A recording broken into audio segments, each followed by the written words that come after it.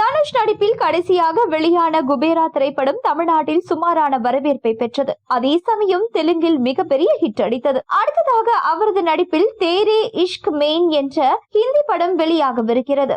அவரை இயக்கி நடித்து வரும் இட்லி கடை படம் விரைவில் வெளிவர உள்ளது. சூழல் இப்படி இருக்க அவரும் பிரபல நடிகையை காதலித்து வருவதாக கடந்த சில நாட்களாக தகவல்கள் வெளியாகி கொண்டிருக்கின்றன. ரஜினிகாந்தின் மூத்த மகள் ஐஸ்வர்யாவை காதலித்து திருமணம் செய்து கொண்டார். அவர்கள் தங்கள் திருமண வாழ்க்கையை சுமூகமாக நகர்த்தி கொண்டிருந்தார்கள். சில வருடங்களுக்கு முன்பு 2 பேருக்கும் இடையே மனஸ்தாபம் ஆரம்பித்தது. இது பெரியதாகி பிரிவை அறிவித்தார்கள். அவர்களை சேர்த்து வைக்க குடும்பத்தார்கள் எவ்வளவோ முயற்சி செய்தார்கள். இருப்பினும் பிடி கொடுக்காத அவர்கள் நீதிமன்றத்திற்கு சென்று சட்டப்பூர்வமாக விவாகரத்து பெற்றுவிட்டார்கள். இப்படி இருக்க கடந்த சில நாட்களாகவே ஒரு தகவல் ஓடிக்கொண்டிருக்கிறது. அதாவது தனுஷும் நடிகை மிருனால் தாகூரும் காதலித்து வருவதாகவும் விரைவில் அது குறித்த அதிகாரப்பூர்வ அறிவிப்பை வெளியிடுவார்கள் என்றும் மிருனாலுக்கு நெருக்கமான ஒருவர் கூறியிருந்தார். இதனை கவனித்த ரசிகர்களோ மிருனால் தாகூரை தனது குடும்பத்திற்கு அறிமுகப்படுத்தி தங்கள் காதலை தனுஷ் சொல்லிவிட்டதால் தான் இந்த செயல் நடந்திருக்குமோ என்ற கேள்விகளை முன்வைக்க ஆரம்பித்திருக்கிறார்கள்.